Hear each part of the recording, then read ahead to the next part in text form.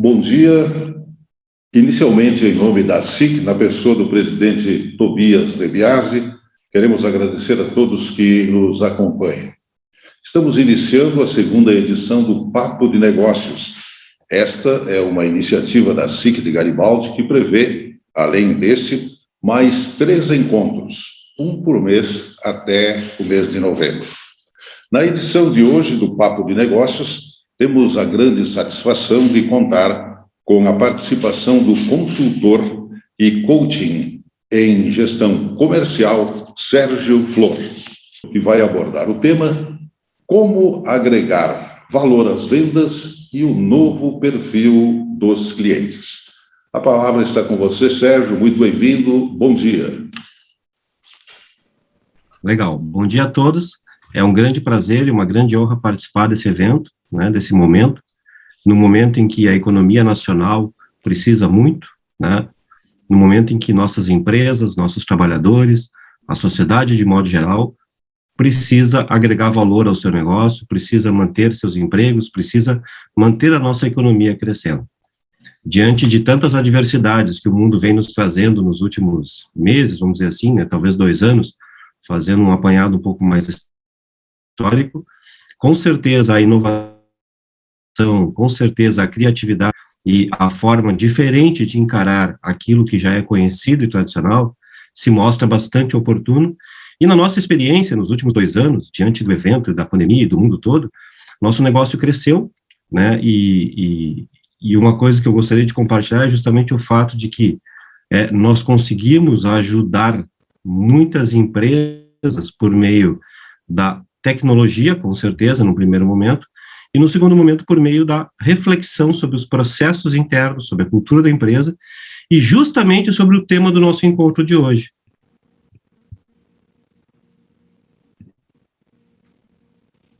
Então, eu separei o material aqui para a gente trabalhar, e a minha ideia hoje é que a gente faça uma reflexão rápida sobre os itens que geram valor, tanto na cadeia a partir do ponto de vista da indústria, quanto a partir do ponto de vista do usuário, que a gente possa fazer uma análise e que a gente possa, por assim dizer, nos minutos finais da nossa apresentação, pensar qual a fórmula adequada para cada um de nós em nossos negócios.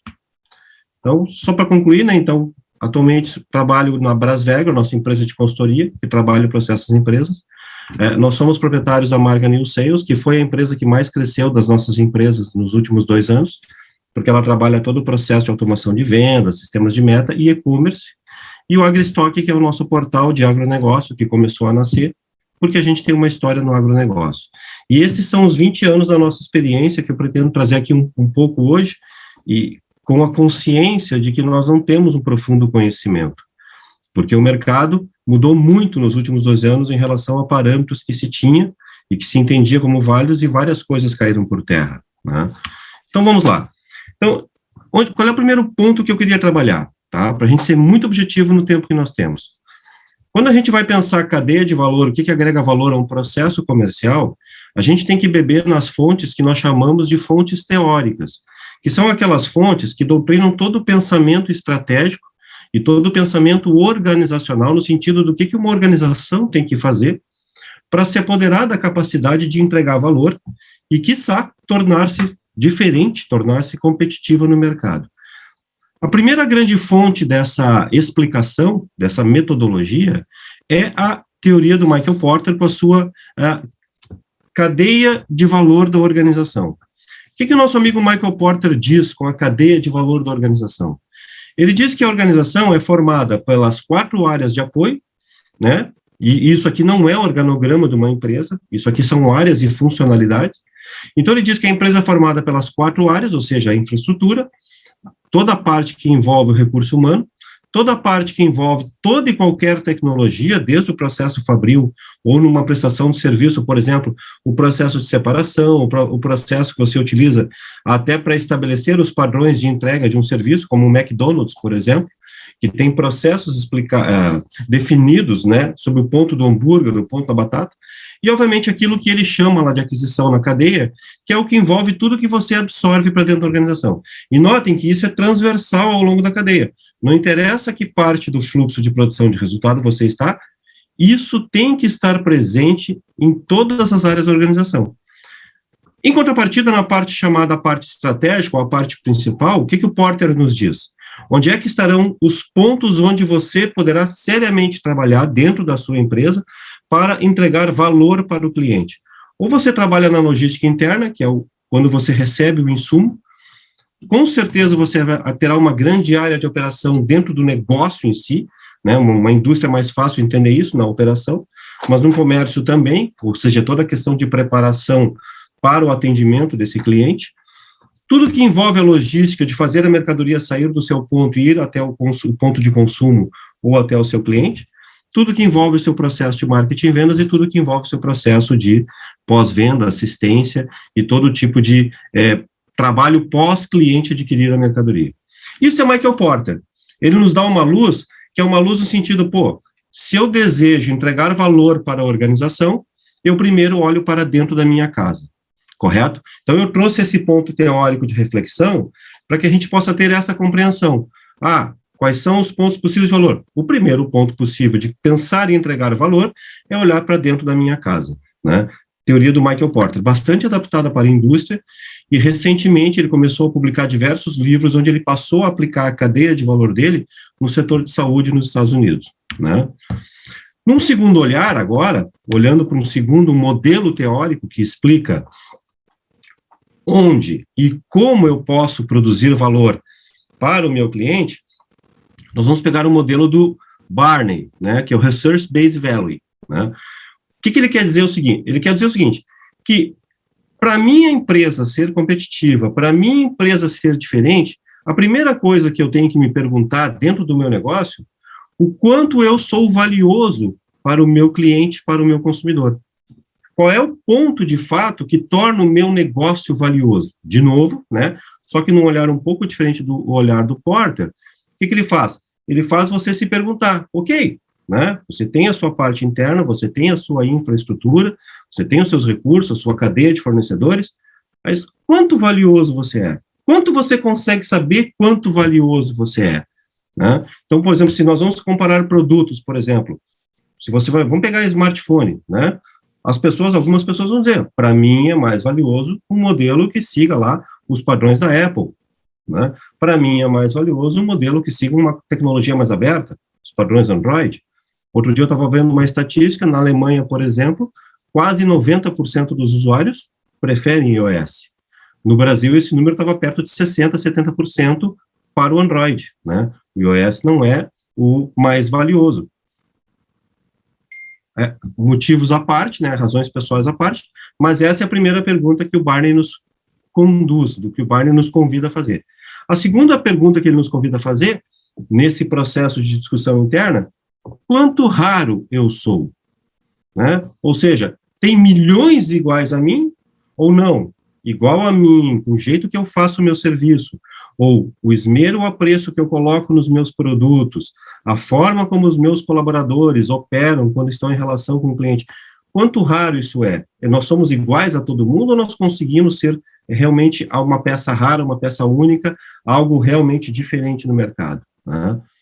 Depois ele nos convida para uma pergunta que eu pessoalmente considero, pela minha experiência profissional, a gente aplica bastante essa modelagem aqui na consultoria e no coaching, né? Fundamentalmente quando a gente trabalha com representantes comerciais, porque o cara, às vezes, quando nos procura, ele procura para a seguinte dúvida.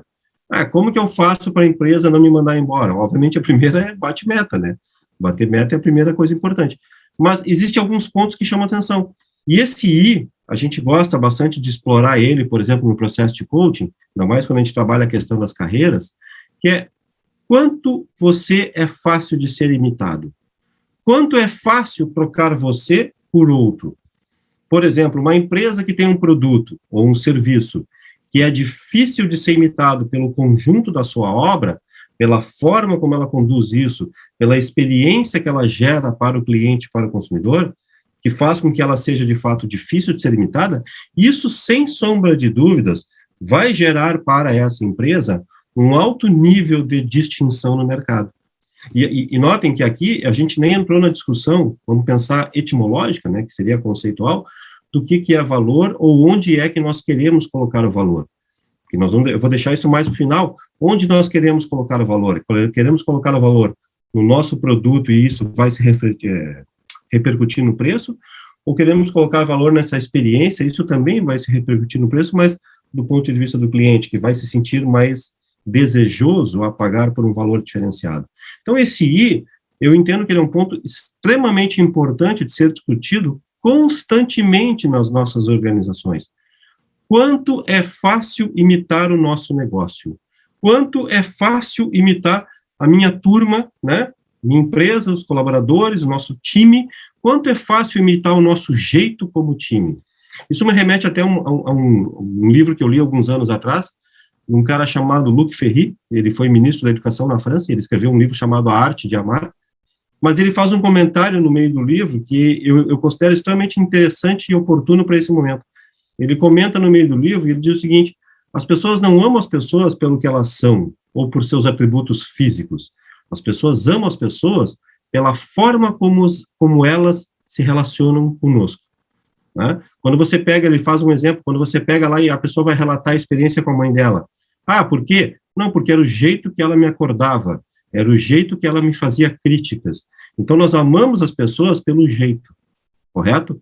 Ou seja, muitas pessoas tocam, né? Muitas pessoas compõem, mas poucas foram como Beethoven, que compunham daquele jeito. E assim será em toda a humanidade. Então, o Barney resgata essa questão e vem dizer o seguinte: quando você realmente descobre um jeito de fazer as coisas, um jeito de fabricar, um jeito de entregar, de se relacionar, que é difícil de ser imitado pelos seus concorrentes, você começou a caminhar fortemente para uma diferenciação competitiva e, obviamente, você começou a caminhar no sentido de agregar valor ao seu negócio. Você está se distinguindo dos demais. E depois ele traz a questão do O, que é a questão da propriedade, né? É um termo em inglês, ownership, que vai dizer o seguinte: quanto eu me aproprio daquilo que eu estou desejando entregar ou daquilo que eu estou prometendo entregar. Quanto eu sou dono, quanto eu estou dominando e sou competente, né, a mistura das palavras, quanto eu estou dominando e sou competente naquilo que eu estou prometendo para o mercado. Então, o Barney vem dizer isso. Quando você arrumou a sua casa de modo que você se tornou valioso, de modo que você se tornou raro, né, você é diferente, de modo que você se tornou difícil de ser imitado pelo seu jeito, pelo conjunto da obra, e de modo que todos na corporação dominam aquilo está, e aí eu vou fazer um trocadilho com um slogan do nosso papo de negócios, o DNA do sucesso, quando aquilo se incorporou à sua cultura organizacional, de modo que qualquer pessoa dentro daquela empresa, dentro daquela organização, tem aquela estratégia interna aculturada no seu jeito de ser, aculturada nas suas crenças, gravada no seu DNA. E, curiosamente, o Barney também faz esse comentário nas obras dele, curiosamente, quando uma empresa chega nesse estágio, os novos ingressantes nessa organização, partindo da premissa que ela cresce e que mais pessoas ingressarão nessa organização, os novos ingressantes vão naturalmente absorvendo esse DNA, vão naturalmente se tornando essa corporação que tem essas 4 variáveis intrínsecas na sua forma de existir, por assim dizer, né? Isso num resgate de estratégia empresarial. Nós ainda não estamos olhando para o consumidor aqui. Nós ainda estamos olhando para dentro da nossa casa, né? Então, estou fazendo esse resgate teórico, né? Lá nas fontes principais que são usadas até hoje, voltando lá na origem, mas estamos ainda olhando para dentro da organização, né? E aí, agora nós vamos começar a beber nesse caminho que começa a ir para o mundo do consumidor. Nesse caminho que começa a ir para o mundo do consumidor, eu vou beber na fonte que uma das mais clássicas e mais tradicionais. Na nossa empresa, nós usamos ela direto, todo dia, quando a gente vai vender. A gente estrutura os nossos produtos, estrutura as nossas formas de se relacionar com os clientes, com base nessa matemática extremamente simples, né? Proposta por Philip Kotler. Ou seja, o valor do teu negócio, do teu produto, do teu serviço, ele está ligado a esta relação, né? Benefício no numerador, custo no denominador. Então, o valor do teu negócio, quer dizer, tendo essa compreensão como empresário, onde está o valor do meu negócio? Óbvio que está na capacidade de entregar mais do que está me custando, né? E isso no ponto de vista do fabricante, do fornecedor. E aí, quando ele abre essa equação, deixa eu ver, eu acho que eu botei no outro slide, eu não botei, mas eu botei aqui embaixo. Quando ele abre essa equação, o que ele quer dizer? Ele quer dizer o seguinte: mas o que são os benefícios? Como assim benefícios? Quais são esses benefícios? Então, esses benefícios vão poder ser agrupados em duas grandes categorias. A primeira, os benefícios funcionais, ou seja, tudo que está ligado à funcionalidade do seu negócio. Ah, eu sou uma lavagem de automóveis. Bom, você lava automóveis corretamente, as pessoas têm essa percepção que aquilo para o qual as pessoas foram pagar, aquilo foi entregue. E, obviamente, depois haverão ainda os benefícios emocionais. Vamos para a prática das empresas, né? Uma sala de espera, ela pode ser boa, ela pode ser ruim, correto? Por quê? Ela pode ser boa e pode ser ruim por uma série de fatores. O primeiro fator, talvez mais óbvio, num olhar inicial, o tempo. O segundo fator nesse processo, a infraestrutura dessa sala, já que teremos que esperar quanto de conforto ela me apresenta, né? E conforto não só físico, né? Conforto acústico, conforto térmico. Então, o Porter vem dizer o seguinte, a primeira forma que você vai, quando começa a fazer essa relação com o consumidor, a primeira forma que você tem de começar a pensar e refletir sobre quanto de valor, como você vai entregar esse valor, é fazer o desmonte dessas duas circunstâncias. Quais são os benefícios funcionais que eu devo, no primeiro momento, no sentido mais de dever do que de opção, quantos e quais são os benefícios funcionais que eu devo entregar para aquilo que eu digo que sou, correto? E, adicionalmente, quais são os benefícios emocionais que eu posso agregar nesse processo? E aí nós vamos, de novo, voltar um pouco no Barney, né? Quanto a minha empresa, pelos seus processos, pelas pessoas que estão nela, quanto a minha empresa, a minha equipe, meu time, quanto eu, como profissional de vendas, sou... Deixa eu fechar isso aqui, entrou um WhatsApp aqui. Quanto a minha empresa é capaz, de fato, né, de entregar isso efetivamente, correto? E aí depois, quais são os custos que nós temos nessa situação toda? Eu vou botar na outra tela que fica mais fácil. Na outra tela eles aparecem mais precisamente. Quais são os custos que estão nesse processo, correto? Porque esses são o meu denominador. Obviamente, o primeiro, que você tem que levar em consideração, que o seu consumidor vai avaliar quando vai pagar, quanto eu custo financeiramente, correto? Esse é o mais clássico dos custos, né? E eu vou abrir um parênteses aqui, né? Muitos profissionais de vendas, quando eu converso com essas pessoas e tudo mais, profissionais, eu digo, cara, muito embora seja importante a variável monetária, ela não é a mais importante, né? Eu volto lá no Kotler e digo para o cara, muitas vezes o representante comercial, que é o nosso convívio principal, eu vou lá e digo para o profissional, cara, o dinheiro é só uma das parcelas dos 25%, né? É um dos fatores. Porque você tem outros 3 fatores que influenciam drasticamente a decisão que um consumidor vai tomar com relação a adquirir. E esse pode ser um consumidor pessoa física, no balcão de uma loja, por exemplo, né, o exemplo que eu costumo citar, mas pode ser um cliente que vai comprar para revender. Porque o preço, nós sabemos hoje, num aspecto de concepção individual, para muitas pessoas o preço é o primeiro determinante de qualidade. Né? E notem que vamos para a terra onde vocês estão, né? E eu não sou um profundo entendedor para estar falando, mas eu sou um profundo consumidor, eu diria assim, né? Mas o cara, quando vai comprar vinho, vai comprar espumante, né? Seguramente, uma das variáveis que as pessoas vão utilizar para decidir é o preço do produto, né? É onde eu faço a minha introspecção como consumidor e faço uma análise. Pô, se é vendido a esse preço, muito provavelmente, obviamente é sempre no campo das hipóteses, muitas vezes, muito provavelmente ele tem um valor agregado. Então, muito provavelmente é algo bom, correto? Mas existem as outras variáveis, que o Kotler, de maneira brilhante, nos traz. Ele fala, existe uma variável chamada tempo. Então, vamos para a prática, né? Ah, eu quero agregar valor aos meus serviços, mas tem a variável tempo.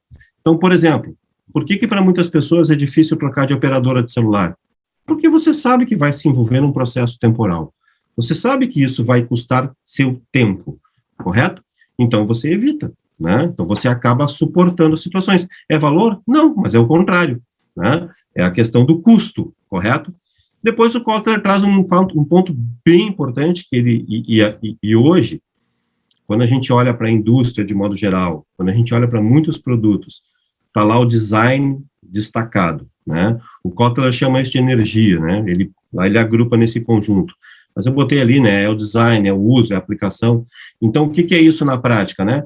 O seu produto vai ter, ele entrega aquilo que se promete, ele de fato representa, resolve aquilo pelo qual ele foi adquirido, ou seja, o usuário, quando vai fazer a aplicação, o uso daquele produto, daquele serviço, ele vai fazer essa análise, e essa análise conta, correto?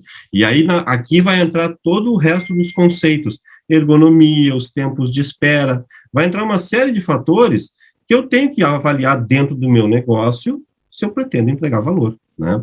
E, por fim, o Kotler faz um comentário bastante oportuno no sentido do psicológico, né? De novo, né? O psicológico, ele é uma variável que conta e, infelizmente, muitas vezes, ela não é corretamente tratada, nem corretamente reconhecida por parte das forças de vendas de muitas empresas, mas ela está lá, né? E o psicológico vai se manifestar desde a questão de eu gosto ou não gosto de comprar com este vendedor, eu gosto ou não gosto do jeito que essa empresa trata os boletos quando atrasam.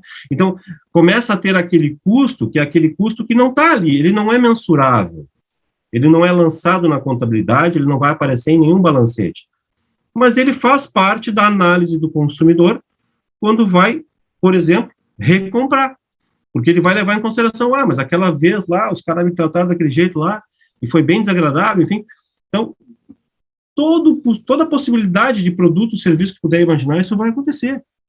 A título de comentário, de ilustração, outro dia comentando com um amigo meu, que trocou de corretor de seguro, né, e ele me relatando o fato, e para mim ficou evidente, né, que o ponto crucial na decisão dele da troca de profissional foi justamente o psicológico, porque ele passou por uma situação que ele precisou de uma assistência, né, e o cidadão simplesmente deixou ele à mercê do tempo, deixou ele à mercê do 0800, do 4.000 lá e pouco, e o cidadão não deu assistência, né, e isso impactou, e não era uma situação pesada, não era nem um sinistro, para ter uma noção, era uma situação de suporte que ele estava precisando, que ele queria fazer umas perguntas lá, se ele podia encaixar uns outros bens, enfim, e o cara deixou ele à mercê do 0800, o cara deixou ele sozinho, né, não é, como ele me disse, não era nada problemático, eu não estava numa situação de sinistro que eu tinha que resolver alguma coisa, mas, eu queria um pouco mais de apoio, né, eu imaginava que o corretor ia fazer isso por mim, e, de fato, o corretor não fez, né, e isso, para ele, teve um custo psicológico muito grande, de modo que ele optou, né, e me disse, olha, eu não sei se eu vou renovar com esse cara nas próximas vezes. Então, notem, Kotler nos traz essa situação. Se você pensa em agregar valor, você precisa gerenciar os benefícios funcionais, você precisa constantemente ser vigilante em relação àquilo que você diz entregar, e avaliar, e auditar, você precisa constantemente estar atento aos benefícios psicológicos daquilo que você está entregando, que você está vendendo, precisa constantemente obter feedback do seu cliente, do seu consumidor, como está esse processo, quanto de satisfação você tem, você quer medir, quer botar numa escala, você precisa ter isso como uma cultura colocada dentro do seu processo organizacional. De novo, parafraseando o slogan desse momento, isso tem que fazer parte do DNA da sua corporação. Por quê? Porque esses 4 custos estarão lá o tempo inteiro. A percepção de valor do seu cliente vai levá-los em consideração, né?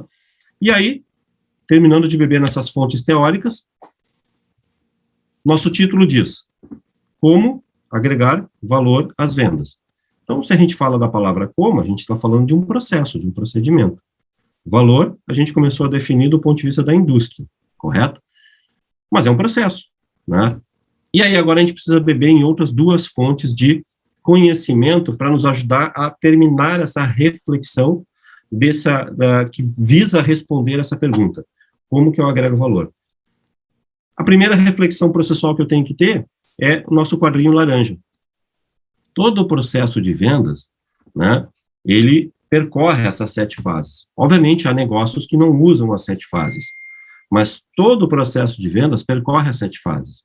Então, para eu agregar valor à minha venda, vamos pensar assim, eu tenho um ponto bem importante de discussão, de reflexão, de análise, talvez de retrabalho, que é o planejamento.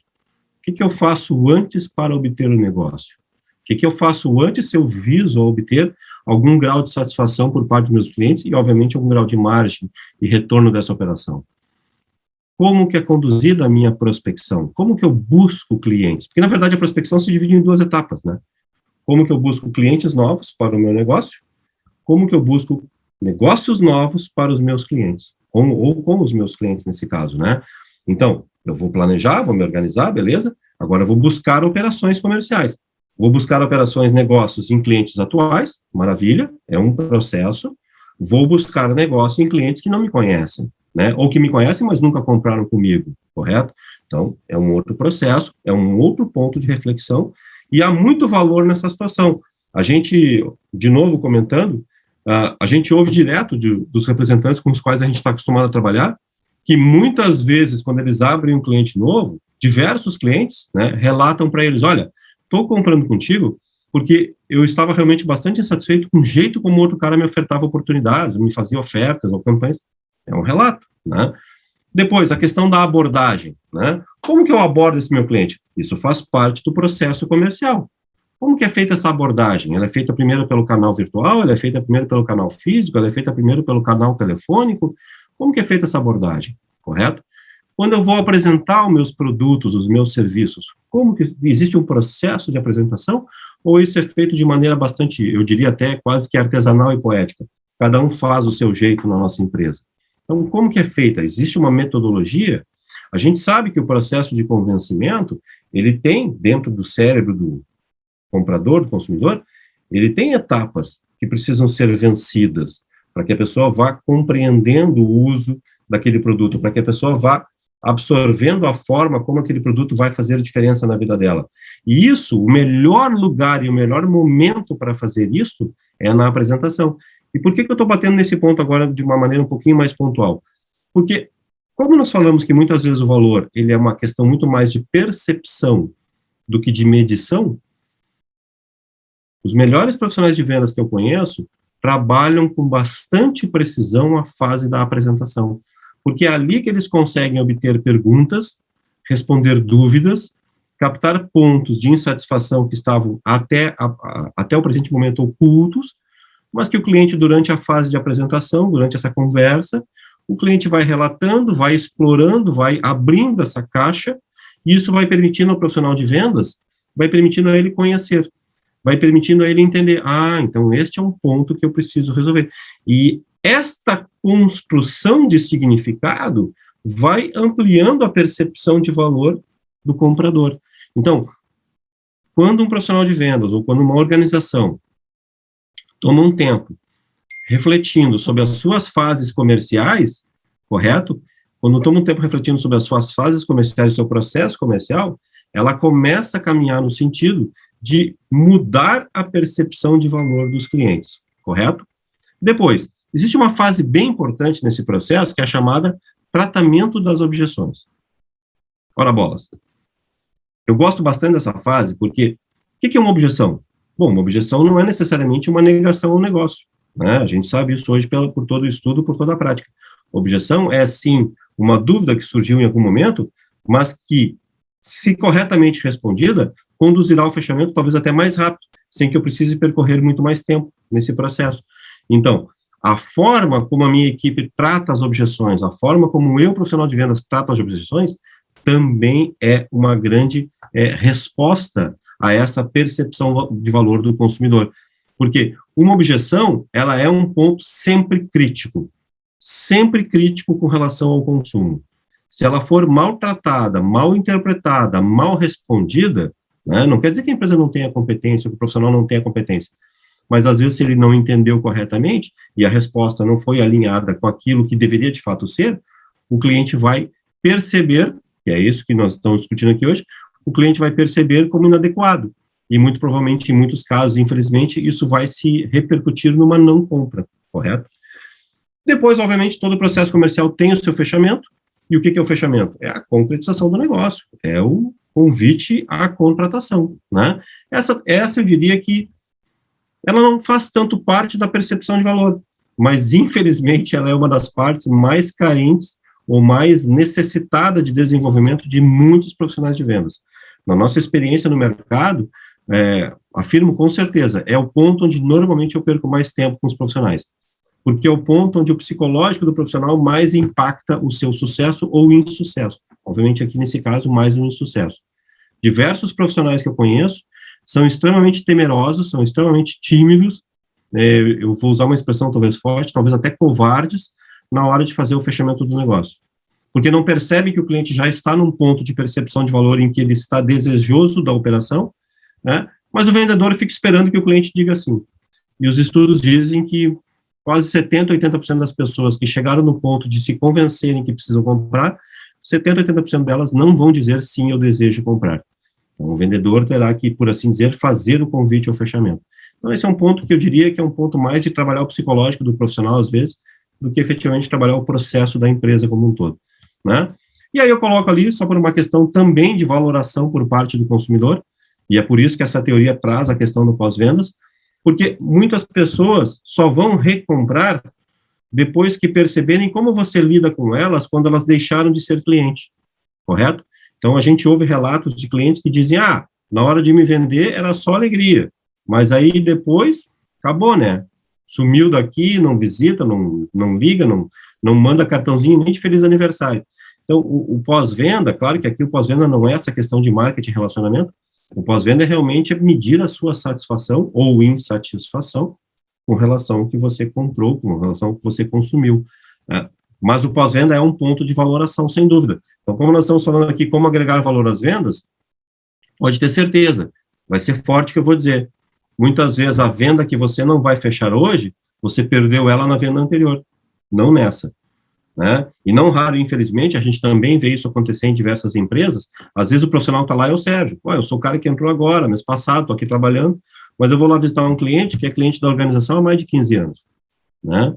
E, na verdade, essa venda foi perdida, eu vou perder essa venda hoje, infelizmente, muitas vezes, porque o colega anterior que eu estou substituindo fez muita meleca, correto? Então, o pós-venda é também um ponto, e por isso que eu trouxe para cá, para a nossa reflexão agora de manhã, o pós-venda é um ponto crucial que deve ser trabalhado de maneira gerencial, correto? Porque nem sempre o profissional de vendas vai ter a sua agenda tão disponível para fazer o pós-venda, fazendo uma análise bastante crítica, né? Nem sempre eu vou ter uma força de vendas com tempo disponível no seu roteiro de vendas, ainda mais tendo que bater meta, para estar fazendo pós-venda, né? E às vezes cobrar significa tirar o cara da operação. Agora, se eu transformo isso em algo que gerencialmente é tratado, e eu boto lá talvez uma ou duas pessoas ou a visitar ou a ligar, eu amplio as minhas chances de identificar, e obviamente o quanto antes, as questões que poderiam me levar ao não fechamento futuro, correto? Então, o pós-venda, ele deve ser encarado como um processo, uma sugestão e um convite que eu faço aqui, ele deve ser encarado mais como um processo gerencial, controlado de cima da gerência comercial, do que pelo próprio vendedor. O vendedor, ele tem que ser instrumento nesse processo.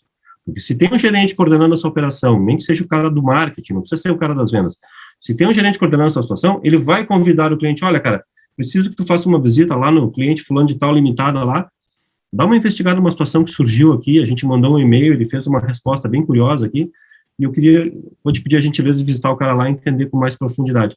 Então, o pós-venda tem que ser um processo tratado de cima para baixo, correto? O vendedor, ele pode ser um instrumento, mas não pode ser esquecido, é por isso que eu trouxe para cá. E dentro do processo de vendas, nós temos o segundo ponto-chave ali, que é a jornada do cliente, correto? E aí, para essa aqui, eu acho que eu fiz um slide separadinho, que é a jornada do cliente. Agora nós estamos decididamente, ou definitivamente, falando da mente de quem vai comprar, de quem vai consumir, correto? Então, notem, a gente começou a nossa reflexão olhando para o nosso umbigo, dentro da casa, usamos a matriz do Porter, usamos a Jay Barney, passamos pelo Kotler, percepção de valor, agora nós estamos lá no consumidor. Como é que o consumidor constrói o valor? Como é que ele decide? Como é que ele escolhe? Então, esse é o modelo mais utilizado. Tem diversos modelos que explicam o comportamento de consumidor, diversos, tá? Eu trouxe apenas um deles aqui para ilustrar essa situação. Então, a primeira coisa que o consumidor sempre faz, ele sempre toma um conhecimento, ele sempre toma uma fase de descoberta. E isso normalmente nasce a partir de duas grandes concepções.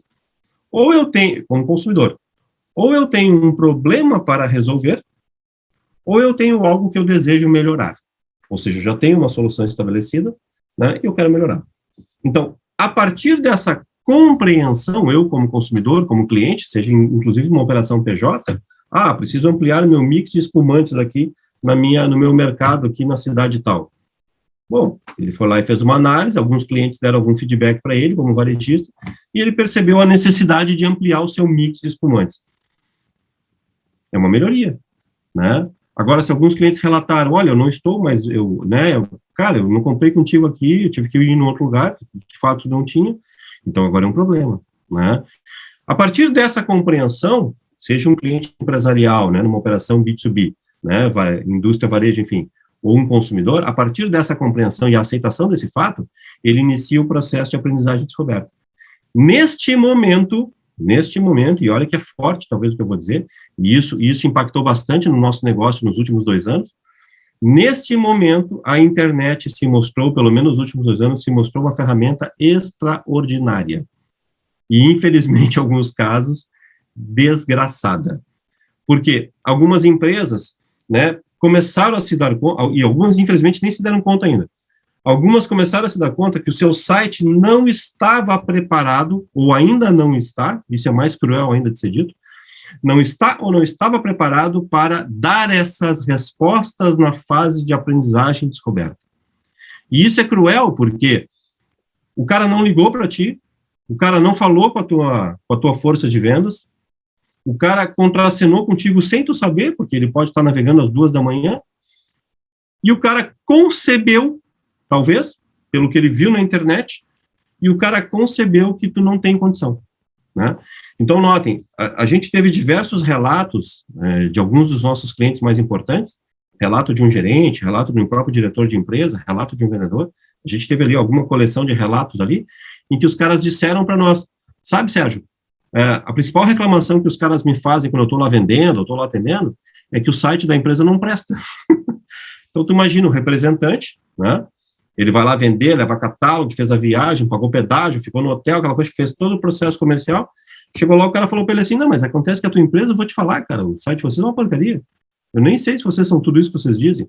Então, aqui eu estou sendo caricato de propósito para dizer o seguinte, essa fase, e olhem que essa pirâmide está virada, né? Por que essa pirâmide está virada? Porque esta fase do aprendizagem e descoberta, que é a fase em que tu, empresa, força de vendas, de fato não está interagindo com o teu cliente, é a fase mais crítica. E o que está acontecendo na prática hoje? Muitas empresas hoje começam a colocar o chat online no site, tentando corrigir esse problema, sem dúvida. Funciona? Claro que funciona. É importante? Com certeza é importante. Não vou negar esse fato, correto?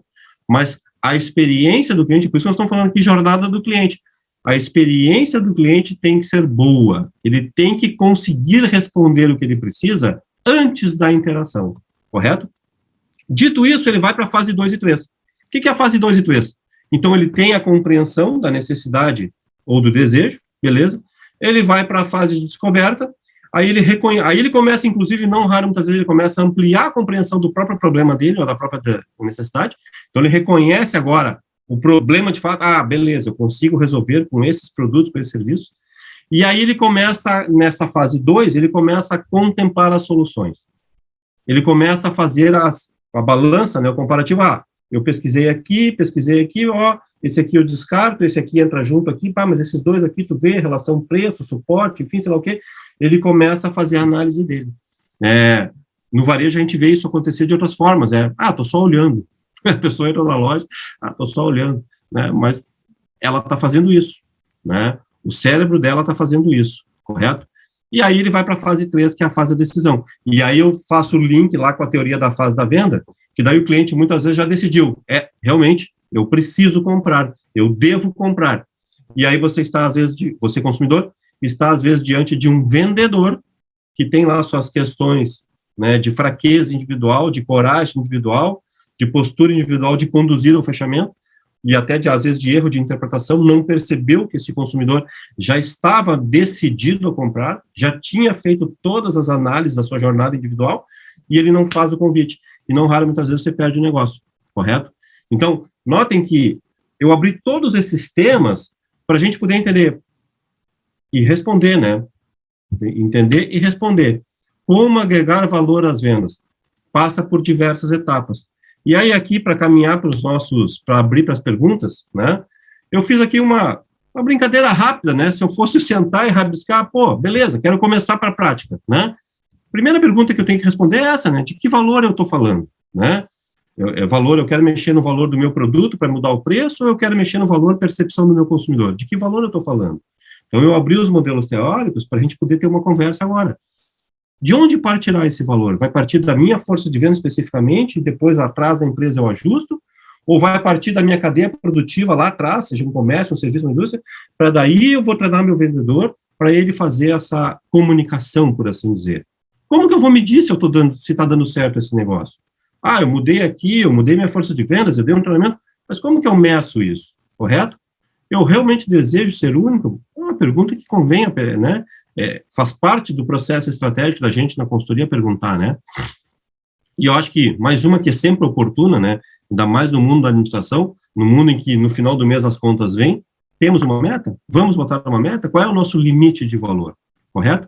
Então, com isso, eu encerro essa reflexão inicial, abro aqui, né, para quem quiser conversar e perguntar, né, para que a gente possa entender se eu conseguir responder nesse papo de negócios, se eu conseguir agregar valor nesse momento para aquilo que é importante para as nossas empresas.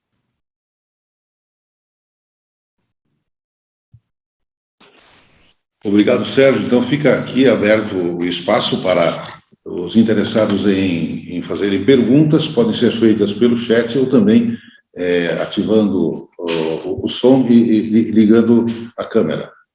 Fica à disposição a partir de agora os interessados em fazer perguntas.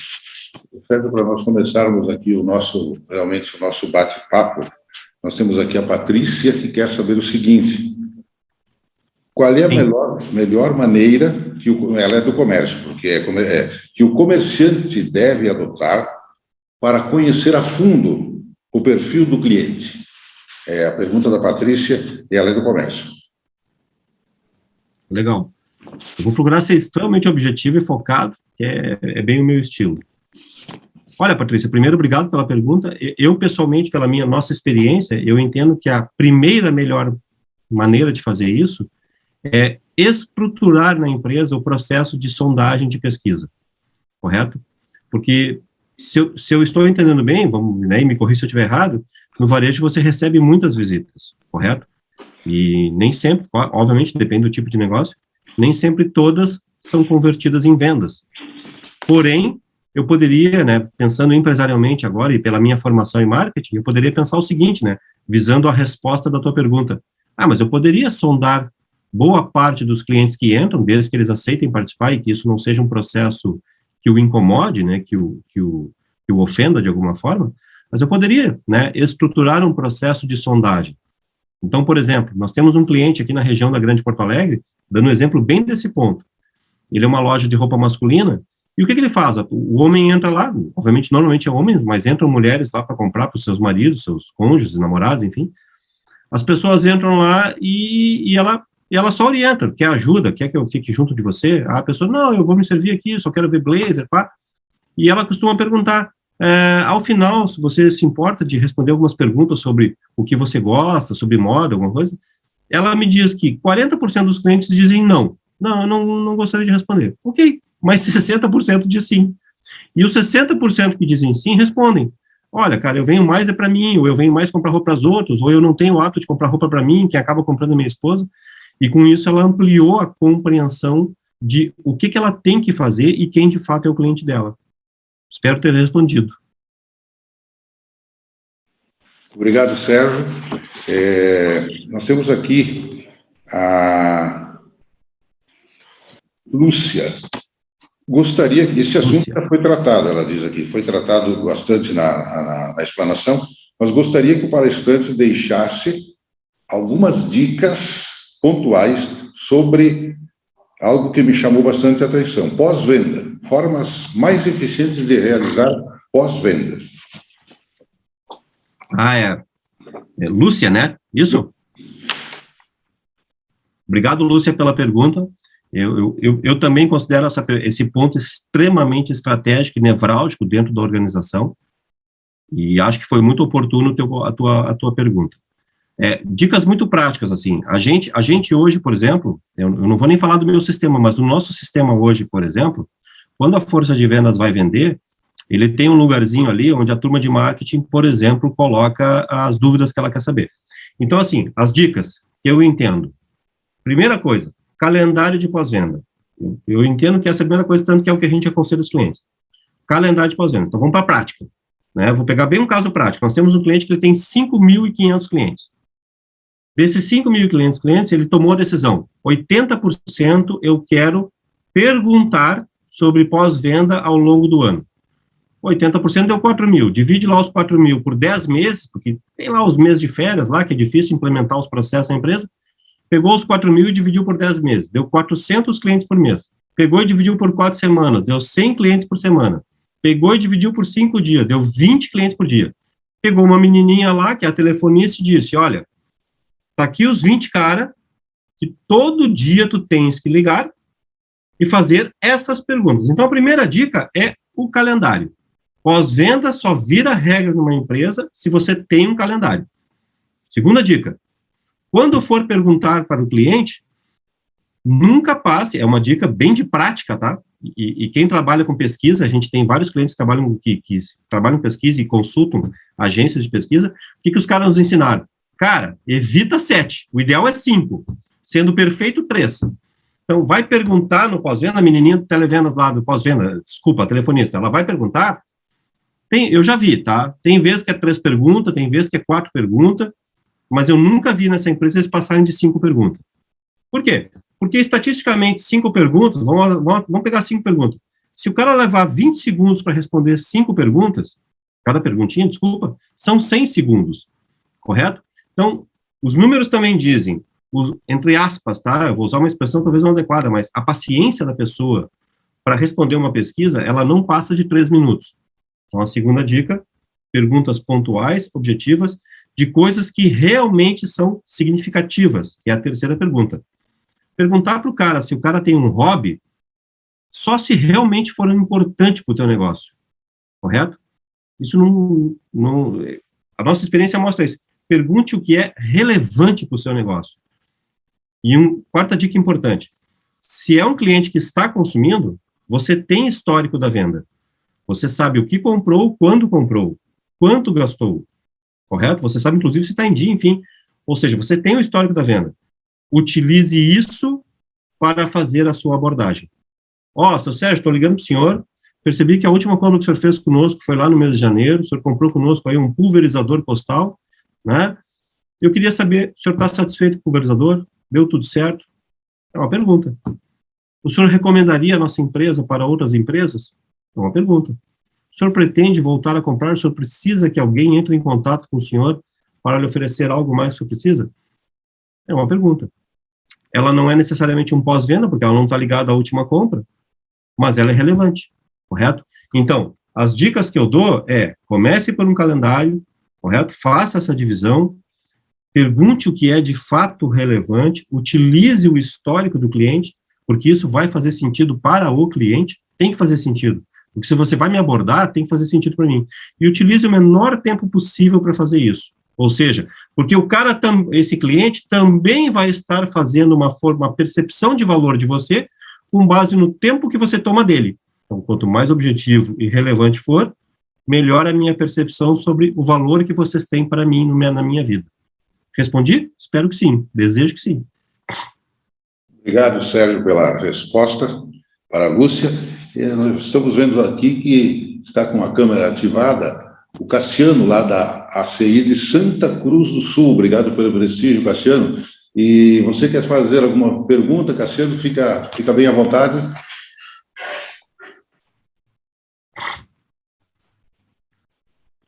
Gostaria de se manifestar, Cassiano, alguma pergunta? Acho que o Cassiano tem que ligar o microfone também. Viu, Cassiano? Eu aprendi que tem um botão ali. Tem que ativar, tá? Está ativado agora. Bom dia. Ouvindo agora? Okay. Sim, alto e claro. Bom dia a todos. Eu tive uma certa dificuldade ali para entrar, meu aparelho deu um bugzinho. Eu estava prestando bastante atenção, até porque eu estou em vias de iniciar um comércio, né?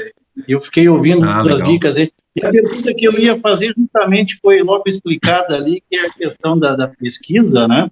Nós fazemos aqui na Associação Comercial de Santa Cruz, para os nossos clientes também, as pesquisas, era a quantidade de perguntas, né? Nós trabalhamos com 3 perguntas, sempre, né? E sempre perguntas específicas para cada serviço que é feito, né?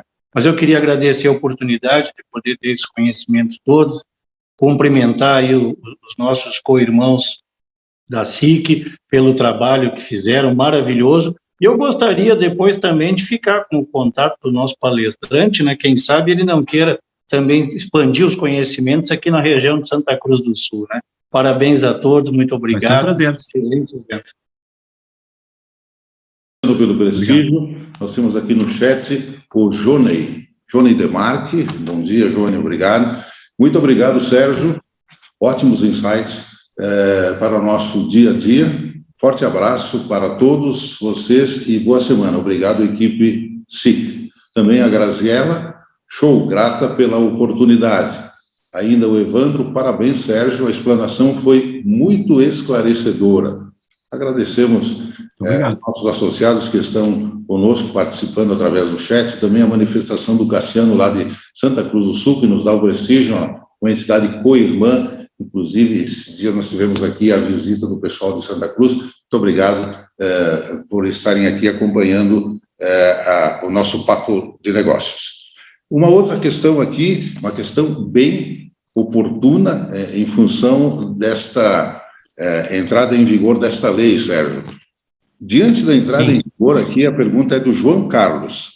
Diante da entrada em vigor da LGPD, quais os cuidados que devemos ter em relação aos dados dos nossos clientes? Muito oportuna essa pergunta também.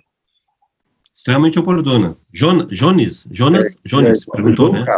João Carlos, desculpa, fiz confusão. João Carlos, extremamente oportuna a sua pergunta. Para você ter noção, o nosso contrato hoje de sistema que a gente tem com a Apple, né? Porque a gente tem aplicativo na Apple e aplicativo na Google, né? Do Android. O nosso contrato com a Apple e com a Google, ele já tinha 18 páginas. Por causa da LGPD, ele passou para 28 páginas. Né? É um negócio impressionante ali.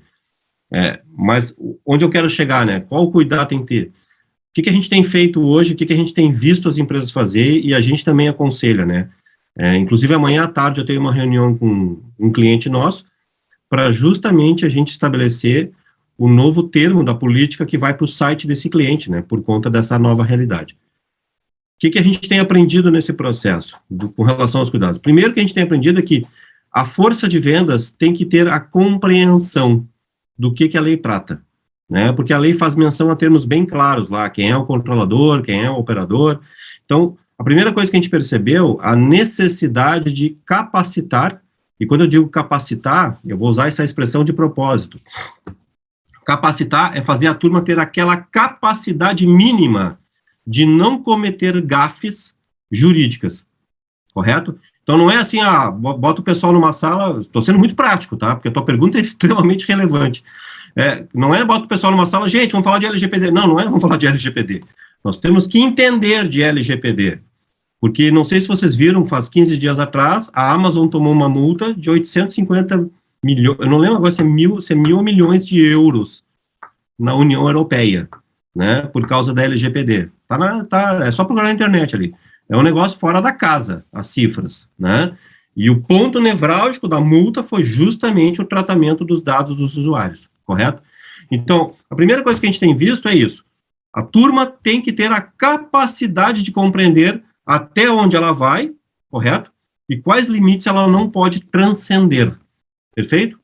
Segunda coisa que a gente tem percebido nessa questão da LGPD, isso realmente tem que estar documentado de maneira que o cliente tenha acesso. Correto? A questão a expressão que eu uso, que eu entendo hoje, que é a mais importante, a questão da transparência, a questão da ética. O que nós faremos com os seus dados? Porque a lei faz menção a um ponto lá, que é a questão dos dados manifestadamente públicos, né? Ok. Mas a questão é a seguinte, mas depois que os dados estiverem lá dentro, o que você vai fazer com eles? Um relato, né? Há poucos dias atrás, um colega me relatou que ele tomou uma abordagem de uma empresa muito grande no Brasil por causa de uma compra que ele fez e que não pagou. A empresa alegava que a compra foi feita em janeiro, né, e era uma compra na ordem de R$2.000, sendo que ele tinha um histórico no cartão de crédito dele, que a última vez que ele esteve nessa loja, de uma grande rede nacional, a contada data de janeiro, fazia mais de 2 anos, né, E aí ele entrou justamente com essa defesa, falei, vem cá, como que vocês ficam 2 anos com meus dados, eu estou inclusive inativo no sistema de vocês e vocês autorizam uma venda para mim, né? Então, o ponto que tem que estar claro na política é, o que eu faço com os teus dados para nós efetivarmos uma transação comercial e o que eu faço com os teus dados depois que você passou de X prazo e não apareceu mais, correto? Esse é um ponto que faz uns 20 dias atrás a gente teve reunião com o pessoal jurídico que nos assessora e o advogado nos assessora disse exatamente isso, olha, Sérgio, tem um ponto aqui na lei aqui, que conversando com os meus colegas advogados, tem um ponto que a lei não deixa claro, mas eu vou aconselhar você, né, a gente paga para ele isso, eu vou aconselhar você a, na lei, você deixar claro, se você, cliente, deixou de comprar ou deixou de transacionar conosco há mais de X dias, os seus dados serão deletados, né? E por que ele nos orientou a colocar isso? Primeiro, para proteger o cliente, transparência total. Eu não quero seus dados para nenhum outro objetivo que não seja fazer os nossos negócios. Ou seja, eu não vou vender teus dados ou utilizar teus dados para outros fins. Primeiro ponto importante. Segundo ponto importante, ao agir desta forma, infelizmente, você, cliente, tem que ter a compreensão de que se você retornar daqui depois desse prazo, eu vou requalificar você desde o zero, né? Então, e aí vem um ponto que é um ponto que eu, como marqueteiro, me pergunto às vezes, né? A LGPD, ela trata daquilo que a gente chama de dados sensíveis, correto? Mas como que eu faço com os dados que não são sensíveis? Ah, eu sei que você gosta de pet. Ah, eu sei que você gosta mais de espumante do que de vinho, correto? Então, até esse ponto, é um ponto que, inclusive, nós vamos ter reunião nos próximos dias com a turma jurídica, como que eu trato os dados de marketing? Como que eu trato os dados de informação que vai conduzir a uma relevância comercial? Mas, onde eu quero chegar no final das contas, né? É dizer e deixar claro, e por isso da pergunta do João, né? A importância de levar a sério essa questão da LGPD. Ou seja, recapitulando, a turma tem que ter a capacidade adquirida de entender os pilares da lei e entender os limites de cada uma das partes, e do meu ponto de vista, talvez a parte que eu entendo a mais importante, entender que a transparência e a ética devem ser a tônica principal da nossa corporação quando faz negócio com os clientes. E, obviamente, a preservação dos segredos e dos sigilos daquilo que a lei chama de dados sensíveis. Bem, obrigado, Sérgio. Nós vamos, então, aqui a uma última pergunta, um questionamento. O comércio tradicional, da Maria Helena, o comércio tradicional que conhecemos, que é baseado quase que totalmente na loja física, qual é o seu futuro? Sim. Com tantas mudanças que estamos vivendo, especialmente na tecnologia? Brilhante a pergunta da Maria Helena também. Tanto que o nosso portal, o AgriStock, ele é uma tentativa, no primeiro momento, de manter a loja física, mas inseri-la no mundo digital. Porque o que nós acreditamos pela nossa experiência, né? E obviamente, aqui, né, Maria?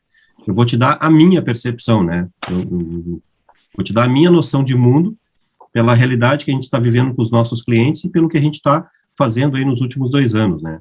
E não sou o dono da verdade, sem sombra de dúvidas, e também não sei se a minha resposta é a mais correta, né? Falo isso de maneira humilde, porque o mundo está em constante transição, mas a minha percepção, né, falando em meu nome, especificamente pela minha experiência profissional, a minha percepção é que o varejo tradicional vai precisar, de fato, se reinventar. Mas não tanto ao ponto de dar sumiço na loja física, né? Porque a gente vê gente de um lado defendendo que vai acabar a loja física e que somente os grandes conglomerados, e tem várias tendências apontando para isso, mas são tendências, elas podem ser revertidas, e somente os conglomerados, né, se manterão, e você tem outros relatórios que dizem que as pessoas vão até migrar para os conglomerados numa fase inicial, mas elas não vão abrir mão da experiência, do toque, da questão da vivência com o produto e até mesmo com o vendedor ou atendente. E aí isso remete a um outro grupo de tendências que diz que a loja não sumirá, né? Mas que talvez os conglomerados com o tempo terão que abrir diversas pequenas unidades. Enfim, a minha percepção é de que a loja vai precisar se reinventar no sentido de inserir o mundo virtual na sua forma transacional. Ela não vai poder fugir do virtual, ela não vai poder fugir da conveniência que a internet que as telecomunicações, que os dispositivos móveis oferecem. Ela não vai conseguir fugir disso, correto? Então, esse é um primeiro ponto. Ela precisa incorporar no seu DNA a questão de que ela consegue transacionar com os clientes pelo mundo virtual. Isso é um primeiro ponto. Mas, do meu ponto de vista, um segundo ponto, a partir do momento que ela passa a conceber essa possibilidade, ela vai ter que fazer a segunda grande reinvenção, que é o que a gente, inclusive, está vivenciando no agronegócio, que é onde nós passamos mais tempo. Ela vai ter que implementar as suas logísticas, e aí nós vamos resgatar o modelo do Porter ali, né, que é da operação e a logística externa, né, que é lá na cadeia de valor do Porter, ela vai ter que implementar. Então, vamos para a prática. A gente está vendo agropecuárias no interior do Rio Grande do Sul investirem em sistemas de venda virtual, não é nem venda com checkout, é venda só com pedido. A gente está vendo isso acontecer, mas está vendo, em contrapartida, o cara, ao invés de aumentar a loja, o cara está aumentando o depósito e comprando S10, comprando Fiorino, para quê? Botando motinho lá em casa, para quê? Para implementar a entrega, correto? Então, dando um exemplo prático, a gente atende um cliente aí na volta de Santa Cruz, né, na cidade de Sinimbu. O que ele começou a fazer? Sérgio, eu comecei a fazer isso. Eu comecei a comecei a alugar depósito, que daí eu tenho poder de compra, eu tenho poder de barganha, eu compro mais, de fato, e eu comecei a implementar um papo virtual, é grupinho de WhatsApp, é Facebook, sabe, ele implementou, tem uma menina que cuida do virtual, ele implementou a venda no virtual e ele implementou o que a gente chama no marketing de conveniência, correto? E isso fez com que aumentasse o processo logístico dele.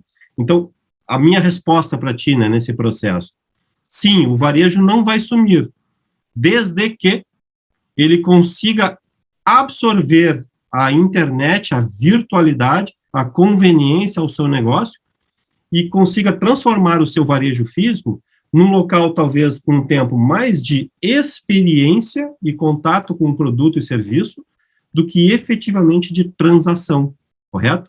Acho que, para finalizar a pergunta, aqui perto de casa, né, a gente pedia pastel sempre, e aí um dia eu e minha esposa assim, mas onde é que é esse cara? Porque a gente olhava o endereço. Alô? Oi? Prossiga. Tá. E aí, onde é que esse cara? Aí outro dia, passando na quadra ali perto ali, a gente viu que é um grande garajão, né, com as motos tudo na frente, e o cara é um baita de um pastel, né? Ou seja, a loja não existe mais. Basicamente, existe só a fábrica e o delivery, e a entrega. Espero ter respondido. Muito bem, obrigado, Sérgio. Com essa última pergunta, nós estamos, então, finalizando a segunda edição do Papo de Negócios, que teve a palestra hoje de Sérgio Flor. Agradecemos ao Sérgio, né, pela disponibilidade de estar conosco. Obrigado. Na manhã de hoje. Fica aqui o espaço para suas considerações finais, por favor. Não, eu até vou pegar o comentário do colega Emerson, que fez o comentário ali na questão do Omnichannel, né? Eu até evitei de usar termos técnicos para não baratinar muito a nossa vida, né? Mas a verdade é essa, né? O Emerson faz um comentário bastante oportuno, que cada vez mais a loja vai ter que se integrar a todas as possibilidades de contato, eu ia usar uma outra expressão, mas é de contato com o seu cliente, com o seu mercado. Mas do meu ponto de vista, sim, além dela trabalhar essa questão da conexão e da relação com o mercado, ela vai ter que trabalhar fortemente as questões estruturais. As minhas considerações finais são que eu entendo, respondendo à pergunta inicial do nosso trabalho, para encerrar, né, como agregar valor às nossas vendas, né? Eu entendo que, basicamente, o melhor jeito de agregar valor às nossas vendas, primeiro, é ampliar o conhecimento de quem nós somos, na nossa corporação, e quem é o nosso cliente. E, posteriormente, transformar isso num calendário de ação. Bem aquela coisa de administrador, de gestor, que ao longo de um prazo aí de 6 meses, no máximo 1 ano, ele consegue incorporar um novo DNA na sua empresa. É isso. Muito obrigado.